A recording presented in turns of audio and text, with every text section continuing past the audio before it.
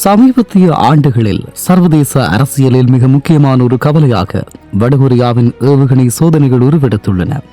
குறிப்பாக 2026 ஏப்ரல் 8 அன்று உலக நாடுகள் மத்திய கிழக்கில் போர் நிறுத்த முயற்சியில் ஈடுபட்டிருந்த வேளையில் வடகொரியா பல ஏவுகணைகளை ஏவி பதற்றத்தை அதிகரித்துள்ளது. ஏப்ரல் 8 இன்றைய நாள் அண்மைக்கால ஏவுகணை சோதனைகள் வடகொரியாவின் கிழக்கு கடற்கரை பகுதியான வான்சான் என்ற இடத்திலிருந்து இந்த ஏவுகணைகள் ஏவப்பட்டன. இவை சுமார் 240 கிலோமீட்டர் தூரம் பயணித்து கடலில் விழுந்தன. இவை குறுகிய தூர பாலிஸ்டிக் ஏவுகணைகளாகும். இவை திடவ எரிபொருள் மூலம் இயங்குவை என ஆய்வாளர்கள் கருதுகிறார்கள். திரவ எரிபொருளை விட திட எரிபொருள் கொண்ட ஏவுகணைகளை மிக விரைவாகவும் ரகசியமாகவும் ஏவ முடியும். இது எதிரி நாடுகளின் ரேடார்களில் இருந்து தப்பிக்க உதவுகிறது. வடகொரியா, ஈரான் ஒரு ரகசிய இராணுவ கூட்டணி. சர்வதேச நாடுகளால் பொருளாதார தடைகளுக்கு உள்ளாக்கப்பட்டுள்ள வடகொரியாவும் ஈரானும் பல தசாப்தங்களாக இராணுவ ரீதியாக ஒருவருக்கொருவர் ஒத்துழைத்து வருகிறார்கள். ஈரானின் பெரும்பாலான பாலிஸ்டிக் ஏவுகணைகள் வடகொரியாவின் வடிவமைப்புகளை அடிப்படையாக கொண்டவை. குறிப்பாக ஈரானின் முசுதான் ஏவுகணைகள் 2005 வடகொரியாவிடமிருந்து வாங்கப்பட்டவை. 1990களின் இறுதியில் ஈரான் தனது ஏவுகணை சோதனை தளங்களை, குறிப்பாக இமாம் ஷகர் தளம் உருவாக்க வடகொரியா தொழில்நுட்ப ரீதியாக உதவியது. இந்த ஆயுத தொழில்நுட்பங்களுக்கு பதிலாக ஈரான் வடகொரியாவுக்கு தேவையான கச்சா எண்ணெய் மற்றும் பணத்தை வழங்கி வருவதாக பாதுகாப்பு ஆய்வாளர்கள் கருதுகிறார்கள். இந்த ஏவுகணை சோதனைகள் வெறும் இராணுவ பயிற்சிகள் மட்டுமல்ல, அவை ஆழமான அரசியல் செய்திகளையும் கொண்டுள்ளன. அமெரிக்கா மற்றும் அதன் நட்பு நாடுகளான தென்கொரியா, ஜப்பான் ஆகியவற்றை பயமுறுத்தும் நோக்கில் இந்த சோதனைகள் நடத்தப்படுகிறது. தென்கொரியாவை தனது மிகப்பெரிய எதிரி நாடு என வடகொரியா அதிகாரப்பூர்வமாக அறிவித்துள்ளது. இதனால் கொரிய தீபகற்பத்தில் அமைதி பேச்சுவார்த்தைக்கான வாய்ப்புகள் மங்கி வருகிறது.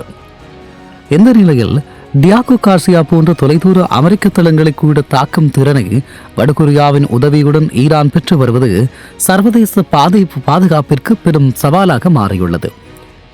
ஜப்பான் மற்றும் தென்கொரியா ஆகிய இந்த நாடுகள் சோதனைகளை சர்வதேச அமைதிக்கு விடுக்கப்பட்ட நேரடி அச்சுறுத்தல் என்று வன்மையாக கண்டித்துள்ளன. ஐக்கிய நாடுகள் சபையின் தடைகளை மீறி வடகொரியா தனது அணு ஆயுத மற்றும் ஏவுகணை திட்டங்களை விரிவுபடுத்தி வருவது உலக நாடுகளை கவலையில் ஆழ்த்தியுள்ளது. வடகொரியாவின் ஏவுகணை வலிமை வெறும் ஒரு நாட்டின் வளர்ச்சியாக மட்டும் பார்க்கப்பட முடியாது. இது ஈரான் போன்ற நாடுகளுடன் இணைந்து ஒரு ஆயுத கூட்டமைப்பை உருவாக்கி வருகிறது. இது ஆசிய பிராந்தியத்தில் மட்டுமல்லாது உலகளாவிய பாதுகாப்பு சமநிலையை சீர்குலைக்கும் காரணியாக மாறியுள்ளது. உண்மையில் 2026 ஏப்ரல் 8 இன்றைய நாள் மதியம் 2:20 அளவில் ஏவப்பட்ட ஏவுகணைகள் முந்தைய சோதனைகளை விட மாறுபட்டது. இந்த ஏவுகணை சுமார் 700 கிலோமீட்டர் தூரம் பயணித்து இதுவரை 240 கிலோமீட்டர் பயணித்த காலையிலான ஏவுகணைகள் வலிமையானதாக இருந்தது. அதாவது இன்றைய நாளில் இந்த இரண்டு விதமான ஏவுகணைகளை சோதித்ததன் காரணம் என்ன? இது சுமார் 60 கிலோமீட்டர் உயரத்தில் பறந்தது. இது ஒரு வழக்கத்திற்கு மாறான பாதையில் பயணித்ததாக ஜப்பான் பாதுகாப்பு அமைச்சகம் தெரிவித்துள்ளது.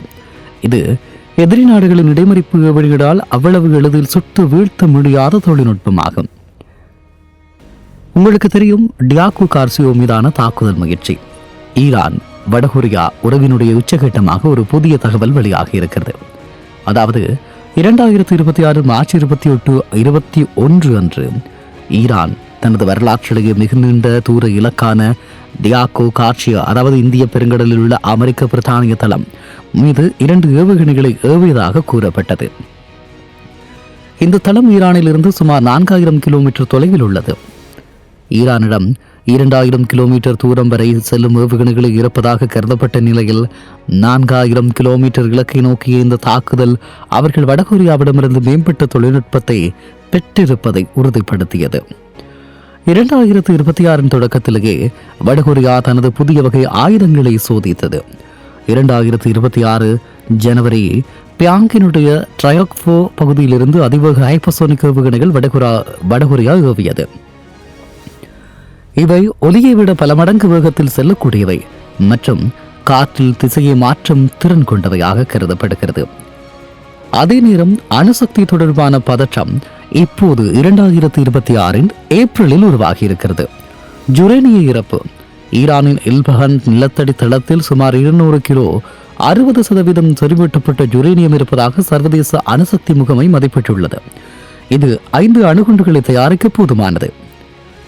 இந்த யுரேனியத்தை கைப்பற்ற அமெரிக்காவின் சிறப்பு படைகளை நிலத்தடி தளத்துக்கு அனுப்பும் திட்டத்தை டொனால்ட் ட்ரம்ப் பரிசீலித்து வருவதாக தகவல்கள் தெரிவித்தன. இந்த நிலையில் தென்கொரியாவின் பதில் நடவடிக்கை. அணுசக்தி நீர்மூழ்கி கப்பல். வடகொரியாவின் தொடர் சோதனைகளுக்கு பதிலடியாக தென்கொரியா சொந்தமாக அணுசக்தியால் இயங்கும் தாக்குதல் நீர்மூழ்கி கப்பல்களை உருவாக்க திட்டமிட்டது. இந்த தரவுகள் வடகொரியா மற்றும் ஈரான் இடையிலான உறவு வெறும் ஏவுகணை விற்பனை என்பதையும் தாண்டி நீண்ட தூர இலக்குகளை தாக்க மற்றும் அணுசக்தி வலிமையை அதிகரிக்கும் ஒரு பெரும் இராணுவ கூட்டணியாக மாறியிருப்பதை உணர்த்துகிறது. வடகொரியா மற்றும் ஈரான் ஆகிய நாடுகளுக்கு இடையிலான இந்த இராணுவ கூட்டு ஒரு தற்கால புவிசார் அரசியல் ஒரு தற்காலிக ஒப்பந்தம் மட்டுமல்ல. இது உலக பாதுகாப்பு சமநிலையை அடியோடு மாற்றியமைக்கும் ஒரு நிழல் அதிகார மையமாகும். இதனை பின்வரும் முக்கியமான 3 கோணங்களில் நாங்கள் ஆழமாக நோக்கலாம். 1. தொழில்நுட்ப பரிமாற்றத்தின் ஆபத்தான பரிமாணம். கடந்த 30 ஆண்டுகளாக வடகொரியாவிடம் இருந்து ஈரான் வெறும் ஏவுகணை பாகங்களை மட்டுமே பெற்று வந்தது. ஆனால் இப்போது திட எரிபொருள் தொழில்நுட்பம் மற்றும் ஹைப்பர்சோனிக் வேகம் போன்ற மிக உயரிய தொழில்நுட்பங்கள் பரிமாறப்படுகிறது. இது ஒரு அபாயகரமான கட்டத்தை எட்டியுள்ளது. டியாகோ கார்சியோ போன்ற தொலைதூர நிலப்பரப்புகள் ஈரானின் இலக்கிற்குள் வருவது என்பது அமெரிக்காவின் பாதுகாப்பு கேடயத்தில் விழும் ஒரு மிக பெரும் விரிசலாகும். அதே நேரம் சர்வதேச தடைகளின் தோல்வி. ஐக்கிய நாடுகள் சபையின் கடுமையான பொருளாதார தடைகள் இந்த 2 நாடுகளையும் தனிமைப்படுத்தும் என எதிர்பார்க்கப்பட்டது. ஆனால் மாறாக இந்த தடைகளை அவற்றை ஒன்றிணைத்து செயற்பட தூண்டியுள்ளன. தங்களுக்கு தேவையான எண்ணெய், பணம், ஆயுதம் என்ற சுழற்சி முறையிலான வர்த்தகத்தை இவை சுயமாக உருவாக்கி சர்வதேச வங்கி முறைமைகளை சவாலுக்கு உட்படுத்தியுள்ளன. இந்த தடைகள் என்பது வெறும் காகித அளவிலேயே இருப்பதை உணர்த்துகிறது. இந்த நிலையில் உக்ரைன் போரில் ரஷ்யாவுக்கு இந்த நாடுகள் அளிக்கும் ஆதரவும் இப்போது மத்திய கிழக்கு நிலவும் பதற்றமும் ஒன்றோடு ஒன்று தொடர்புடையவை. சீனா மற்றும் ரஷ்யாவின் மறைமுக ஆதரவுடன் இயங்கும் இந்த வடகொரிய ஈரான் கூட்டணி மேற்கத்திய நாடுகளின் ஆதிக்கத்தை முடிவுக்கு கொண்டுவர துடிக்கும் ஒரு பலமான சக்தியாக உருவெடுத்துள்ளது. இது ஆசியாவையும் மத்திய கிழக்கையும் ஒரு பொதுவான போர்க்களமாக இணைக்கும் அபாயத்தை கொண்டுள்ளது. இறுதியாக வடகொரியாவின் தொடர் ஏவுகணை சோதனை என்பது வெறும் இராணுவ பலத்தை காட்டுவது மட்டுமல்ல, அது நாங்கள் யாருக்கும் கட்டுப்பட்டவர்கள் அல்ல என்ற பிரகடனமாகும். ஈரான் போன்ற ஒரு பிராந்திய சக்தியோடு கைகோர்த்து கொண்டு அணு ஆயுத திறன் கொண்ட வடகொரியா முன்னெடுக்கும் இந்த நகர்வுகள் எதிர்காலத்தில் ஒரு புதிய உலக ஒழுங்கை அல்லது ஒரு பெரும் மோதலை நோக்கி உலகை தள்ளிக் கொண்டிருக்கிறது. இதனை தடுக்க வெறும் ராஜதந்திர பேச்சுவார்த்தைகள் மட்டும் போதாது. மாறாக உலக நாடுகள் ஒன்றிணைந்து ஒரு புதிய பாதுகாப்பு பொறிமுறைகளை கண்டறிய வேண்டிய கட்டாயத்தில் உள்ளன. தற்போதைய சூழலில் அமைதி என்பது போர் இல்லாத நிலை அல்ல. அது போர் வராமல் தடுப்பதற்கான ஆயுத போட்டியில் யார் முந்துகிறார்கள் என்பதை பொறுத்தே அமையும் என்பதுதான் நிதர்சனமான உண்மையாகும்.